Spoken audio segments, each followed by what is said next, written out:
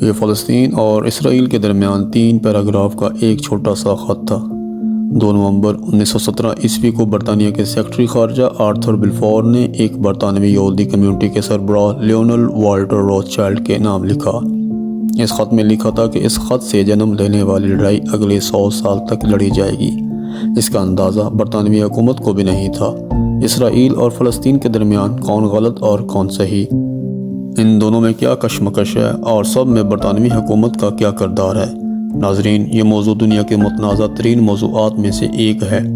پہلی جنگ عظیم سے پہلے فلسطین میں کوئی تنازع نہیں تھا۔ یہاں مسلمانوں کی آبادی زیادہ تھی، لیکن یہودی اور عیسائی ان کے ساتھ خوشی سے رہتے تھے۔ اس وقت یہ پورا علاقہ سلطنت عثمانیہ کے کنٹرول میں تھا۔ اس نقشہ پر سلطنت عثمانیہ یورپ سے شمالی افریقہ اور مشرقی وسطی کے کئی حصوں تک پھیلی ہوئی تھی۔ اسے سلطنت عثمانیہ کہا جاتا ہے۔ کچھ عرب رہنما ایسے تھے جو سلطنت عثمانیہ کے حکمرانی سے بہت ناراض تھے۔ وہ خود کو یہاں سے آزاد کرنا چاہتے تھے اور اس مقصد کو پورا کرنے کے لیے وہ خفیہ طور پر سلطنت عثمانیہ کے دشمن سے ملے۔ انگریزوں نے ان سے وعدہ کیا کہ اگر وہ سلطنت عثمانیہ کے خلاف جنگ میں ان کی مدد کریں گے تو بدلے میں انہیں ایک آزاد ملک دیا جائے گا۔ یہی وعدہ یورپ میں یہودیوں نے بھی کیا تھا۔ شروع سے ہی یہودی ایسے لوگ تھے جن کی دنیا میں کوئی جگہ نہیں تھی، یعنی ان کا اپنا کوئی ملک نہیں تھا۔ وہ جہاں بھی رہتے تھے اقلیت کہلاتے تھے۔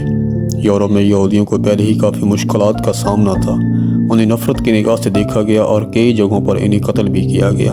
لیکن یہ ایسا کیوں تھا؟ اس کے پیچھے مذہبی کشمکش ہے۔ کئی صدیوں تک عیسائیوں کا عقیدہ تھا کہ وہ یہودی ہی ہیں جن کی وجہ سے یسوع مسیح کا انتقال ہوا۔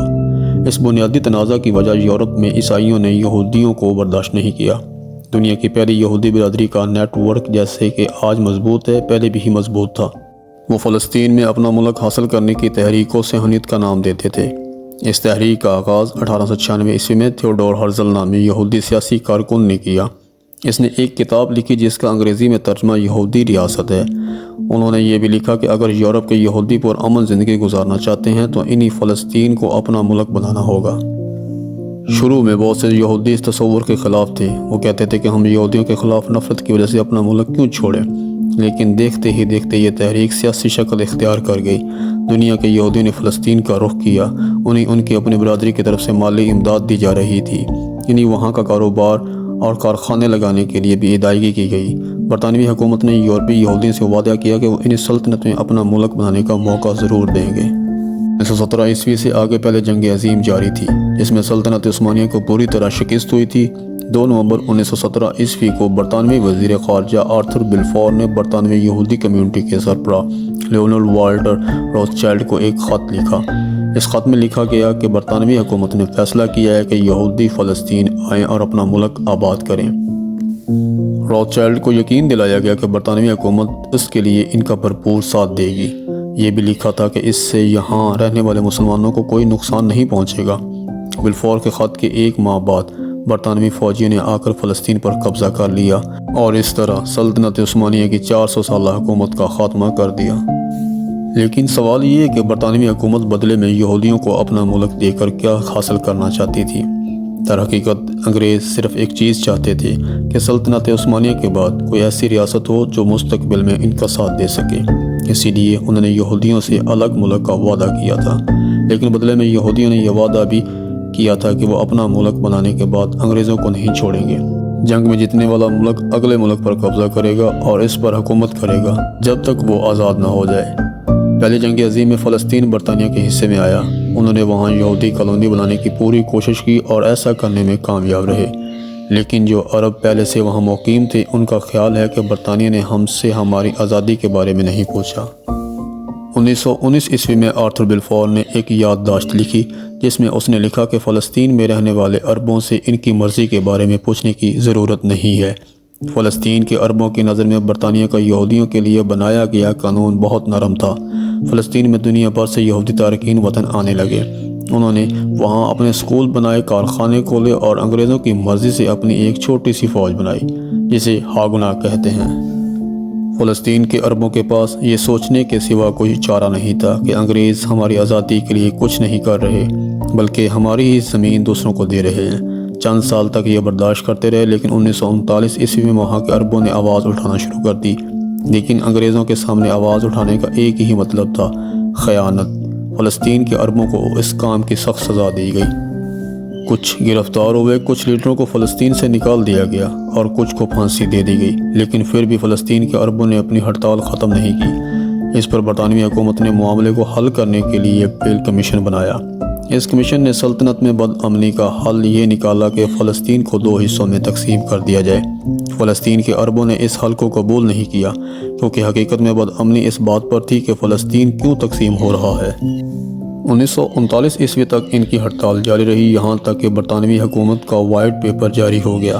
اس وائٹ پیپر میں برطانوی حکومت نے فلسطین کے گزشتہ 20 سالوں کو مد نظر رکھتے ہوئے ایک پالیسی شائع کی۔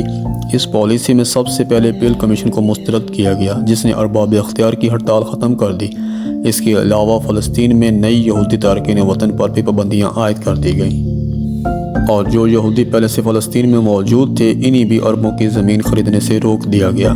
ساتھ ہی یہ فیصلہ کیا گیا کہ آئندہ 10 سالوں میں فلسطین کو ایک آزاد ریاست بنا دیا جائے اور یہ یہودی لوگوں کا آبائی ملک ہوگا۔ صہیونیوں کے لیے وائٹ پیپر کسی دھوکے سے کم نہیں تھا۔ اس وائٹ پیپر نے پہلی بار یہودیوں اور انگریزوں کے درمیان تنازع پیدا کیا۔ انہوں نے وائٹ پیپر کو ماننے سے انکار کر دیا اور فلسطین میں برطانوی حکومت پر حملے شروع کر دیے۔ اس جنگ میں کئی مقامی فلسطینی مارے گئے۔ یہ حملے کئی مہینوں تک جاری رہے، لیکن پھر اس سے بھی بڑا واقعہ ہوا جس نے سب کی توجہ اپنی طرف کھینچ لی۔ دوسری جنگ عظیم 1939 عیسوی میں شروع ہوئی، جہاں اس جنگ نے دنیا بھر میں 60 لاکھ لوگ مارے گئے۔ وہیں ہٹلر نے 60 ملین یورپی یہودیوں کو اپنی موت کے کیمپوں میں بے دردی سے قتل کر دیا۔ اس واقعے کو ہولوکاسٹ کہتے ہیں۔ 1941 عیسوی اور 1945 عیسوی کے درمیان ہٹلر نے یورپ میں رہنے والے 66% یہودیوں کو قتل کر دیا۔ باقی یہودیوں کے پاس فلسطین جانے کے سوا کوئی چارہ نہیں تھا، کیونکہ یہ ان کے لیے بہت مقدس جگہ تھی اور وہاں یہودی برادری پہلے سے موجود تھی۔ انگریزوں کی طرف سے ہجرت کی حد کے باوجود انہوں نے فلسطین کی طرف ہجرت شروع کر دی، لیکن فلسطین کے حالات بھی اچھے نہیں تھے۔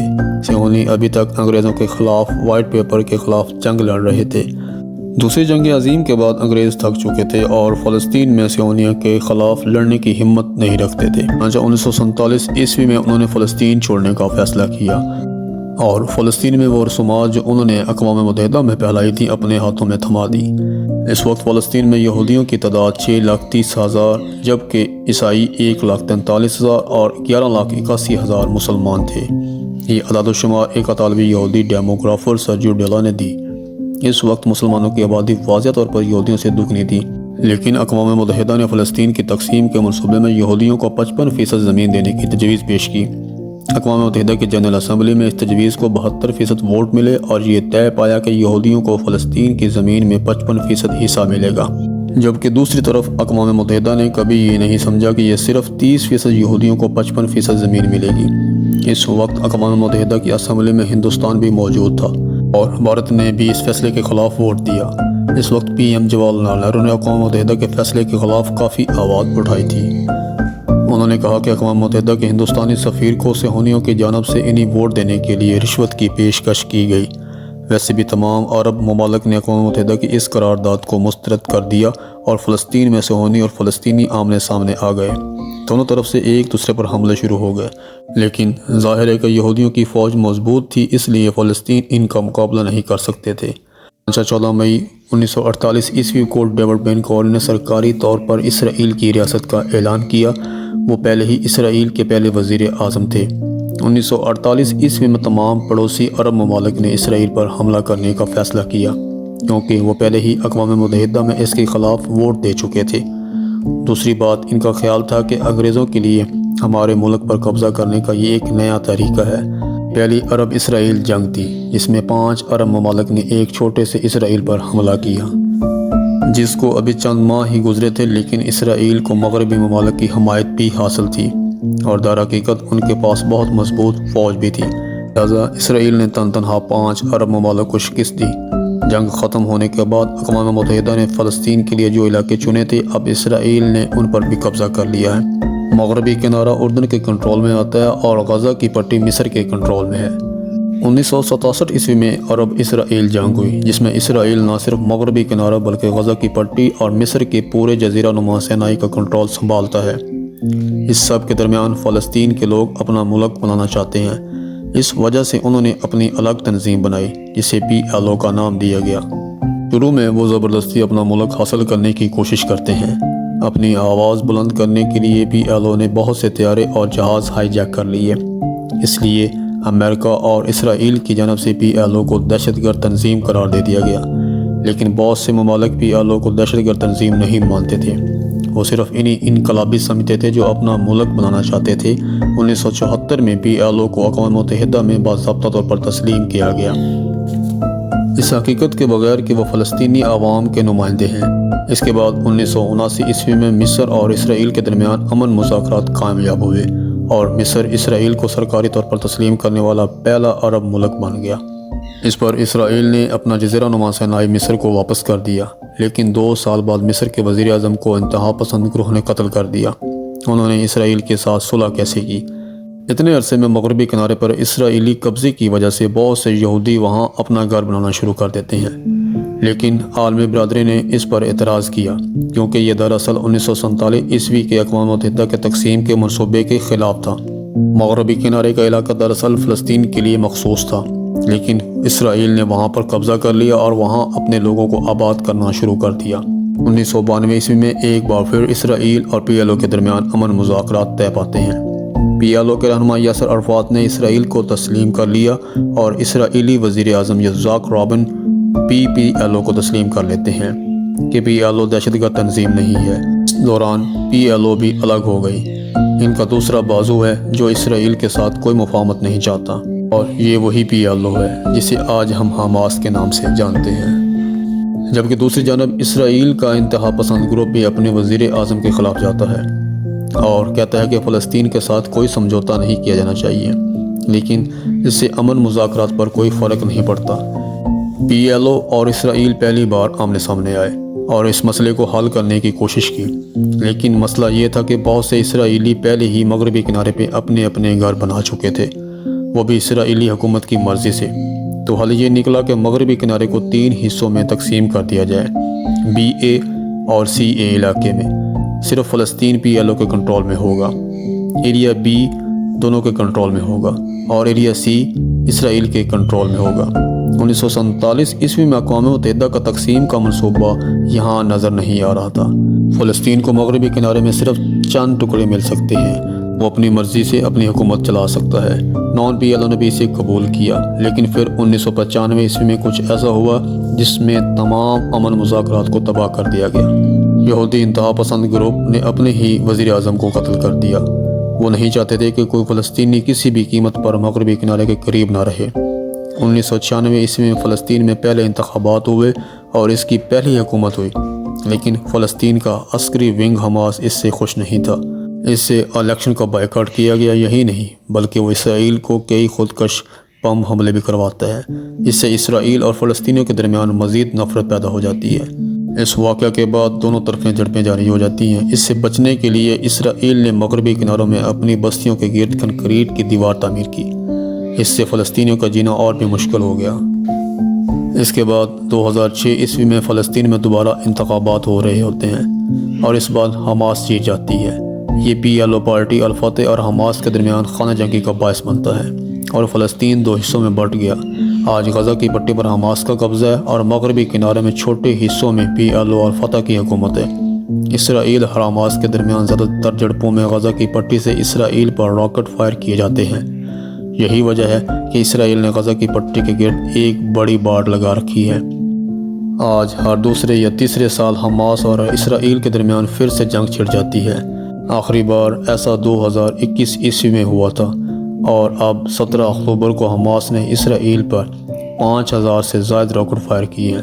یہ اسرائیل اور فلسطین کے درمیان تنازع تھا جو پچھلے 100 سالوں سے اپنا چہرہ بدل چکا ہے اور ہمیں اس کی موجودگی کا احساس دلاتا ہے۔